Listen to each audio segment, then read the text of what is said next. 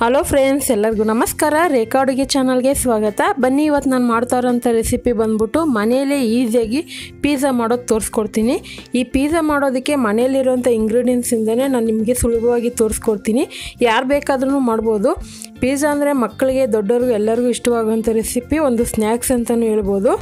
ಇದಕ್ಕೆ ಬೇಕಾಗೋ ಇಂಗ್ರೀಡಿಯೆಂಟ್ಸು ಸುಮಾರು 100 ಗ್ರಾಮ್ ಆಗೋಷ್ಟು ಮೈದಾ ಹಿಟ್ಟು ತೊಗೊಂಡಿದ್ದೀನಿ. ಅಳತೆ ಪ್ರಕಾರ ಅಂದರೆ ಅರ್ಧ ಕಪ್ ಆಗೋಷ್ಟು ಮೈದಾ ಹಿಟ್ಟು, ಅರ್ಧ ಟೀ ಸ್ಪೂನು ಸಕ್ಕರೆ, ಅರ್ಧ ಟೀ ಸ್ಪೂನ್ ಆಗೋಷ್ಟು ಬೇಕಿಂಗ್ ಪೌಡರ್ ತೊಗೊಂಡಿದ್ದೀನಿ, ಕೇಕಿಗೆ ಯೂಸ್ ಮಾಡ್ತಾರಲ್ಲ ಅದು, ಒಂದು 1/4 tea spoon soda, 3 table spoon ಆಗೋಷ್ಟು ಬಟರ್ ತೊಗೊಂಡಿದ್ದೀನಿ. ಮತ್ತು ಮೊಸರು ಬೇಕಾಗುತ್ತೆ 3 ಟೇಬಲ್ ಸ್ಪೂನ್ ಆಗೋಷ್ಟು, 2 ಟೇಬಲ್ ಸ್ಪೂನ್ ಆಗೋಷ್ಟು ಮೈದಾ ತೊಗೊಂಡಿದ್ದೀನಿ, ಇದು ಕ್ರೀಮ್ ಮಾಡೋದಕ್ಕೆ.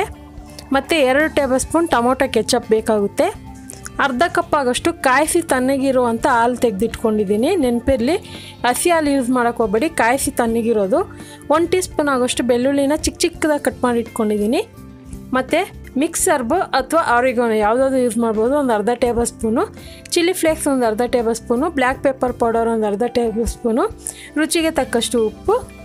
ಹಾಗೆ ಇದಕ್ಕೆ ಬೇಕಾಗಿರುವಂಥ ತರಕಾರಿ 3 ಥರ ಕ್ಯಾಪ್ಸಿಕಮ್ಮು, ಈರುಳ್ಳಿ ಮತ್ತು ಸ್ವೀಟ್ ಕಾರ್ನ್ ತೊಗೊಂಡಿದ್ದೀನಿ. ನಿಮ್ಮ ಹತ್ರ ರೆಡ್ಡು ಯೆಲ್ಲೋ ಕಲರ್ ಇಲ್ಲಾಂದರೆ ಟೊಮೊಟೊ ಯೂಸ್ ಮಾಡ್ಕೊಬೋದು. ಈಗ ಯಾವ ರೀತಿ ಮಾಡೋದಂತ ನೋಡೋಣ. ನೋಡಿ, ಈಗ ಒಂದು ಬೌಲ್ಗೆ ನಾನು ಮೈದಾ ಹಿಟ್ಟು ಹಾಕ್ಕೊಂಡಿದ್ದೀನಿ. ಅರ್ಧ ಕಪ್ ಅಂದರೆ ಅರ್ಧ ಕಪ್ಪಿಗಿಂತ ಒಂದು 2 ಟೇಬಲ್ ಸ್ಪೂನ್ ಎಕ್ಸ್ಟ್ರಾನೇ ಹಾಕ್ಕೊಳ್ಳಿ. ಮತ್ತು ಒಂದು ಅರ್ಧ ಟೀ ಸ್ಪೂನ್ ಸಕ್ಕರೆ, ಬೇಕಿಂಗ್ ಪೌಡರ್ ಮತ್ತು ಸೋಡಾ ತೊಗೊಂಡಿದ್ದೀನಿ. ಬೇಕಿಂಗ್ ಪೌಡರ್ ಇಲ್ಲ ಅಂದರೆ ಪರವಾಗಿಲ್ಲ, ಸೋಡಾ ಆದರೂ ಯೂಸ್ ಮಾಡ್ಕೊಳ್ಳಿ. ಮತ್ತು ಇದಕ್ಕೆ 1 ಟೀ ಸ್ಪೂನ್ ಆಗೋಷ್ಟು ಬಟರ್ ಹಾಕ್ಕೊತಾ ಇದ್ದೀನಿ. ಇದಕ್ಕೆ ಜಾಸ್ತಿ ನೀರೇನು ಬೇಕಾಗೋದಿಲ್ಲ, ಮೊಸರು ಇರುತ್ತಲ್ವ, ಮೊಸರಲ್ಲೇ ಇದು ಆರಾಮಾಗಿ ಮಿಕ್ಸ್ ಮಾಡ್ಕೊಬೋದು. ಒಂದು ಸ್ವಲ್ಪ ಉಪ್ಪು ಹಾಕ್ಕೊತೀನಿ ನಾನು. ಈಗ ಇದನ್ನು ಚೆನ್ನಾಗಿ ಮಿಕ್ಸ್ ಮಾಡ್ಕೊತೀನಿ. ಇದು ಸಾಫ್ಟಾಗಿರಬೇಕು, ಗಟ್ಟಿಯಾಗಿ ಚಪಾತಿ ಹಿಟ್ಟು ಕಲಸೋ ಥರ ಕಲಸೋಕೆ ಹೋಗಬೇಡಿ, ಸ್ವಲ್ಪ ಸಾಫ್ಟಾಗಿ ಇರಬೇಕು. ಅವಶ್ಯಕತೆ ಇದ್ದರೆ ಮಾತ್ರ 1 ಟೇಬಲ್ ಸ್ಪೂನ್ ನೀರು ಹಾಕ್ಕೊಳ್ಳಿ. ನಾನು 1 ಟೇಬಲ್ ಸ್ಪೂನ್ ನೀರು ಹಾಕ್ಕೊತಾ ಇದ್ದೀನಿ. ಹಾಕ್ಕೊಂಡು ಇದನ್ನು ಸಾಫ್ಟಾಗಿ ಕಲಿಸ್ಕೊಳ್ಳೋಣ.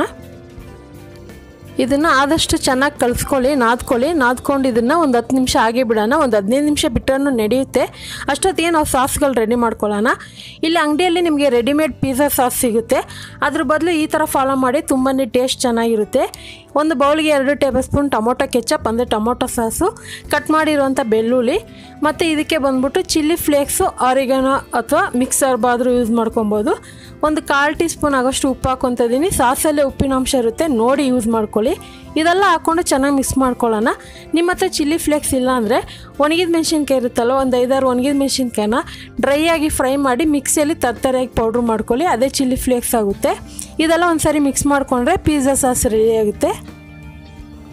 ಈಗ ಚೀಸ್ ಬದಲು ನಾವು ಕ್ರೀಮ್ ಚೀಸ್ ಮಾಡೋದು ತೋರಿಸ್ಕೊಡ್ತೀನಿ.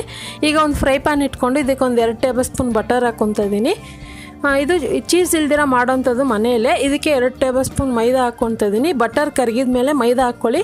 ನಿಮ್ಮ ಬಟರ್ ಇಷ್ಟಪಡಲ್ಲ ಅಂದರೆ ನಾರ್ಮಲ್ ಎಣ್ಣೆಲೂ ಸಹ ಮಾಡ್ಕೊಬೋದು. ಇದೆಲ್ಲ ಹಾಕ್ಕೊಂಡು ಜಸ್ಟ್ ಒಂದು 30 ಸೆಕೆಂಡ್ ಮಿಕ್ಸ್ ಮಾಡ್ಕೊಳ್ಳಿ. ಒಂದು 30 ಸೆಕೆಂಡ್ ಮಿಕ್ಸ್ ಆದರೆ ಸಾಕು.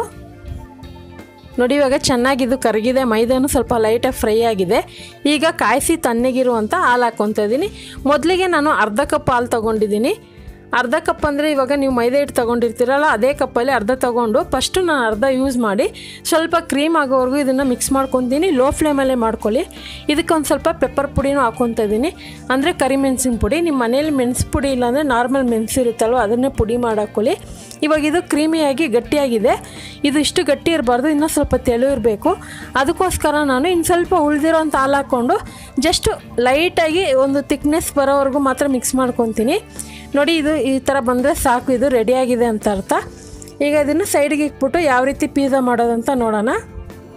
ಇದೊಂದು ಸ್ವಲ್ಪ ತಣ್ಣಗಾಗಲಿ. ಅಷ್ಟೊತ್ತಿಗೆ ಸ್ಟವ್ ಮೇಲೆ ಒಂದು ಅಗಲವಾಗಿರೋಂಥ ಕಡಾಯಿ ಇಟ್ಕೊಂಡಿದ್ದೀನಿ. ಕಡಾಯಲ್ಲಿ ಮಾಡೋದ್ರಿಂದ ಈಸಿಯಾಗಿ ಬೇಯುತ್ತೆ. ಈಗ ಇದರೊಳಗೆ ಒಂದು ಸ್ಟ್ಯಾಂಡ್ ಇಲ್ಲಾಂದರೆ ಯಾವುದಾದ್ರು ಒಂದು ಪ್ಲೇಟ್ನ ಉಲ್ಟದಲ್ಲಿ ಇಟ್ಕೊಳ್ಳಿ. ಈಗ ಇದನ್ನು 10 ನಿಮಿಷ ಮೀಡಿಯಮ್ ಫ್ಲೇಮಲ್ಲಿ ಬಿಸಿ ಮಾಡ್ಕೊತೀನಿ. 10 ನಿಮಿಷವರೆಗೂ ಬಿಸಿ ಆಗಬೇಕು. ಈಗ ನಾನು ಈ ಥರ ಒಂದು ಪ್ಲೇಟ್ ತೊಗೊಂಡಿದ್ದೀನಿ. ನಿಮ್ಮ ಹತ್ರ ಯಾವುದಾದ್ರು ಸ್ಟೀಲ್ ಪ್ಲೇಟ್ ಅದು ತೊಗೋಬೋದು. ಇದಕ್ಕೆ ನಾನು ಬಟರ್ ಹಚ್ಕೊತಾ ಇದ್ದೀನಿ. ಹಚ್ಕೊಂಡು ಇಟ್ಟು ನೆನೆಯಕ್ಕೆ ಬಿಟ್ಟಿದ್ನಲ್ಲ, ಇದೊಂದು 10 ನಿಮಿಷ ಆದರೂ ನೆಂದಿರಬೇಕು. ಒಂದೇ ಒಂದು 30 ಸೆಕೆಂಡ್ನ ಇದನ್ನು ಚೆನ್ನಾಗಿ ನಾದ್ಕೊಂಡು ಈ ಪ್ಲೇಟ್ ಫುಲ್ಲು ಸ್ಪ್ರೆಡ್ ಮಾಡ್ಕೊತೀನಿ. ಕೈಗೆ ಒಂದು ಸ್ವಲ್ಪ ಬಟರ್ ಹಚ್ಕೊಳ್ಳಿ ಅಥವಾ ಎಣ್ಣೆ ಆದರೂ ಹಚ್ಕೊಂಡು ಒಂದು ಲೇಯರಾಗಿ ಮಾಡ್ಕೊಳ್ಳಿ. ಇದನ್ನು ಚಪಾತಿ ಲಟ್ಸೋಕ್ಕೆ ಹೋಗಬಾರ್ದು. ಈ ಪ್ಲೇಟಿಂದ ನಿಮಗೆ ಈಸಿಯಾಗಿ ಬರುತ್ತೆ, ಆದರೆ ಈ ಥರ ಕವರ್ ಮಾಡ್ಕೊಳ್ಳಿ. ನೋಡಿ, ಈ ಥರ ಕವರ್ ಮಾಡಿಕೊಂಡು ಮೇಲೆ ಈಗ ನಾನು ಈ ಸ್ಪೂನಿಂದ ಈ ಥರ ಹೋಲ್ಸ್ ಮಾಡ್ಕೊತಾ ಇದ್ದೀನಿ. ಈ ಥರ ಮಾಡೋದ್ರಿಂದ ಪಿಜ್ಜಾನು ಬೇಯೋದಕ್ಕೆ ತುಂಬಾ ಈಸಿ ಆಗುತ್ತೆ. ಈಗ ಇದು ಮಾಡಿದ್ಮೇಲೆ ನಾವು ಸಾಸ್ಗಳೆಲ್ಲ ರೆಡಿ ಮಾಡಿ ಇಟ್ಟಿದ್ದೀರಲ್ವ ಅದನ್ನೆಲ್ಲ ಯೂಸ್ ಮಾಡ್ಕೊಳ್ಳೋಣ. ಈಗ ಇದು ರೆಡಿಯಾಗಿದೆ. ನಾನು ತೋರಿಸ್ತಾ ಇರೋದು ಬಂದ್ಬಿಟ್ಟು ಒಂದು ಪೀಝಾಗೆ ಆಗೋಷ್ಟು. ನೀವು 2 ಪೀಝಾ ಮಾಡೋದಾದರೆ ಇದೇ ಕ್ವಾಂಟಿಟಿನ ಡಬಲ್ ಮಾಡ್ಕೊಳ್ಳಿ. ಈಗ ಮೊದಲಿಗೆ ನಾನು ಪೀಝಾ ಸಾಸು ಸ್ಪ್ರೆಡ್ ಮಾಡ್ಕೊತಾ ಇದ್ದೀನಿ. ಇದೊಂದು ಸ್ವಲ್ಪ ಸ್ಪೈಸಿಯಾಗಿ ಚೆನ್ನಾಗಿರುತ್ತೆ. ಉಪ್ಪು ನೋಡಿ ಹಾಕ್ಕೊಳ್ಳಿ. ನಿಮ್ಗೇನಾದರೂ ವೈಟ್ ಕ್ರೀಮ್ಗೆ ಉಪ್ಪು ಬೇಕಂದ್ರೂ ಒಂದು ಸ್ವಲ್ಪ ಸಾಲ್ಟ್ ಹಾಕ್ಕೊಳ್ಳಿ. ನೋಡಿ ಅದು ಕೊನೆಯಲ್ಲಿ ಹಾಕ್ಕೊಂಡು ಮಿಕ್ಸ್ ಮಾಡ್ಕೊಳ್ಳಿ. ಈಗ ನಾನು ವೈಟ್ ಕ್ರೀಮ್ ಹಾಕ್ಕೊತಾ ಇದ್ದೀನಿ. ಇದು ಚೀಸ್ ಬದಲು ಯೂಸ್ ಮಾಡೋದು. ನೀವು ನಾರ್ಮಲ್ ಚೀಸ್ ಹಾಕಿ ಮಾಡಿರ್ತೀರಲ್ವ ಅದೇ ಟೇಸ್ಟ್ ಕೊಡುತ್ತೆ ಈ ಪೀಝಾ. ತುಂಬಾ ರುಚಿಯಾಗಿ ಸಿಂಪಲಾಗಿ ಮಾಡೋವಂಥದ್ದು. ನೀವು ಮನೆಯಲ್ಲಿರುವಂಥ ಬೇರೆ ಈರುಳ್ಳಿ ಟೊಮೊಟೊ ಇದ್ರೇ ಸಾಕು ಮಾಡ್ಕೊಬೋದು. ನಿಮಗೇನಾದರೂ ತರಕಾರಿ ಬದಲು ಪನ್ನೀರ್ ಬೇಕಂದರೆ ಪನ್ನೀರು ಸಹ ಯೂಸ್ ಮಾಡ್ಕೊಬೋದು. ಇವಾಗ ಇದೆಲ್ಲ ನಾನು ಹಾಕಿದ ಮೇಲೆ ನಿಮಗೆ ಇಷ್ಟವಾಗಿರುವಂಥ ತರಕಾರಿ ಹೇಳ್ದಂಗೆ ಕ್ಯಾಪ್ಸಿಕಮ್ಮು, ಈರುಳ್ಳಿ, ಟೊಮೊಟೊ 3 ಇದ್ದರೆ ಸಾಕು. ನಾನಿಲ್ಲಿ 3 ಕಲರ್ ಕ್ಯಾಪ್ಸಿಕಮ್ ಯೂಸ್ ಮಾಡ್ತಾಯಿದ್ದೀನಿ. ಮತ್ತು ಸ್ವಲ್ಪ ಸ್ವೀಟ್ ಕಾರ್ನ್ ಇತ್ತು ಅದನ್ನು ಹಾಕ್ಕೊತಾ ಇದ್ದೀನಿ. ಇದೆಲ್ಲ ಹಾಕ್ಕೊಳ್ಳೋಣ. ಇದ್ರ ಮೇಲೆ ಲೈಟಾಗಿ ಚಿಲ್ಲಿ ಫ್ಲೇಕ್ಸ್ ಹಾಕ್ಕೊತಾ ಇದ್ದೀನಿ. ಹಾಗೆ ಮಿಕ್ಸ್ ಹರ್ಬ್ ಇದೆಯಲ್ಲ ಅದೊಂದು ಸ್ವಲ್ಪ ಹಾಕ್ಕೊತೀನಿ. ಬೇಕು ಅಂದರೆ ಇದ್ರ ಮೇಲೆ ಒಂದು ಸ್ವಲ್ಪ ಉಪ್ಪನ್ನು ಹಾಕ್ಕೊಬೋದು, ಯಾಕಂದರೆ ಸಾಸಲ್ಲಿ ಉಪ್ಪಿನಾಂಶ ಇರುತ್ತೆ. ಈಗ ಬಾಣಲಿ 10 ನಿಮಿಷ ಬಿಸಿ ಮಾಡಿದ್ನಲ್ವ, ಈಗ ಇದರೊಳಗೆ ಇಟ್ಕೊತಾ ಇದ್ದೀನಿ. ಹುಷಾರಾಗಿ ನೋಡಿ ಇಟ್ಕೊಳ್ಳಿ, ಬಿಸಿ ಕಾದಿರುತ್ತೆ ಬಾಣಲಿ. ಈಗ ಇದನ್ನು ಮಧ್ಯಕ್ಕೆ ಇಟ್ಕೊಂಡು ಮಿನಿಮಮ್ ಆದರೂ ಮುಚ್ಚಿ ಇದನ್ನು ಒಂದು 20 ರಿಂದ 25 ನಿಮಿಷ ಲೋ ಫ್ಲೇಮಲ್ಲಿ, ಅಂದರೆ ಸಿಮ್ಮಲ್ಲೇ ಬಿಡಬೇಕು. ನೆನಪಿರಲಿ, ಲೋ ಫ್ಲೇಮಲ್ಲೇ ಬಿಟ್ಟು ಒಂದು 20 ನಿಮಿಷ ಆದಮೇಲೆ ತೆಗಿತಾ ಇದ್ದೀನಿ. ನೋಡ್ತಾ ಇರ್ಬೋದು ಎಷ್ಟು ಕಲರ್ಫುಲ್ಲಾಗಿ ಚೆನ್ನಾಗಿ ನಮ್ಮ ಅಡುಗೆ ಮನೆಯೆಲ್ಲ ಘಮ ಘಮ ಅಂತ ಪೀಝಾ ಸ್ಮೆಲ್ಲೇ ಬರ್ತಾಯಿತ್ತು. ಇದ್ರ ಮೇಲೆ ಲಾಸ್ಟಲ್ಲಿ ಚಿಲ್ಲಿ ಫ್ಲೇಕ್ಸು ಮತ್ತು ಆರಿಗಾನೋ ಇಲ್ಲ ಮಿಕ್ಸರ್ ಯಾವುದಾದ್ರೂ ಹಾಕ್ಕೊಳ್ಳಿ.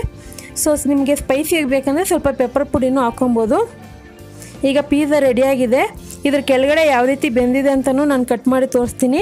ಇದನ್ನು ಬಿಸಿ ಬಿಸಿ ಇರೋವಾಗಲೇ ತಿನ್ನೋಕೆ ಕೊಡಿ. ಮಕ್ಕಳೇ ಆಗಲಿ ದೊಡ್ಡವರೇ ಆಗಲಿ, ನೀವು ಮನೇಲಿ ಮಾಡಿದಾಗ ಎಲ್ಲರೂ ಖುಷಿಯಾಗಿ ಇಷ್ಟಪಟ್ಟು ತಿಂತಾರೆ, ಎಂಜಾಯ್ ಮಾಡಿಕೊಂಡು. ಟೇಸ್ಟ್ ಕೂಡ ಚೆನ್ನಾಗಿರುತ್ತೆ. ನಿಮ್ಗೆ ಯಾವುದೇ ರೀತಿ ಹೊಸದಾಗಿ ಫಸ್ಟ್ ಟೈಮ್ ಟ್ರೈ ಮಾಡಬೇಕಂದ್ರೂ ಮಾಡ್ಬೋದು. ಯಾವುದೇ ರೀತಿ ಅದು ಡಿಸಪಾಯಿಂಟ್ ಮಾಡಲ್ಲ, ಚೆನ್ನಾಗಿ ಬರುತ್ತೆ ಟೇಸ್ಟು. ಅಂಗಡಿಯಲ್ಲಿ ನೀವೇನು ತಿಂದಿರ್ತೀರೋ ಅದೇ ಟೇಸ್ಟ್ ಕೊಡುತ್ತೆ. ನೋಡ್ತಾ ಇರ್ಬೋದು ಇವಾಗ ಕಟ್ ಮಾಡಿದ ತಕ್ಷಣ ಎಷ್ಟು ಚೆನ್ನಾಗಿ ಬಂತು. ಹಿಂದ್ಗಡೆನೂ ಚೆನ್ನಾಗಿ ಬಂದಿದೆ. ಹಾಗಾದರೆ ಖಂಡಿತ ಇವತ್ತು ಮಾಡಿರುವ ಪಿಜ್ಜಾ ರೆಸಿಪಿ ನಿಮಗೆಲ್ಲ ಇಷ್ಟ ಆಗಿದೆ. ನೀವು ಸಹ ಇದೇ ರೀತಿ ಟ್ರೈ ಮಾಡಿ ಯಾವ ರೀತಿ ಬಂತಂತ ಕಮೆಂಟ್ ಮಾಡಿ. ಈ ರೆಸಿಪಿ ಇಷ್ಟ ಆದ ಲೈಕ್ ಮಾಡಿ, ಶೇರ್ ಮಾಡಿ. ರೇಖಾ ಅಡುಗೆ ಚಾನಲ್ನ ಸಬ್ಸ್ಕ್ರೈಬ್ ಮಾಡ್ಕೊಳ್ಳಿ. ಈ ವಿಡಿಯೋ ನೋಡಿದ್ದಕ್ಕಾಗಿ ಎಲ್ಲರಿಗೂ ಧನ್ಯವಾದಗಳು. ಟೇಕ್ ಕೇರ್, ಬಾಯ್.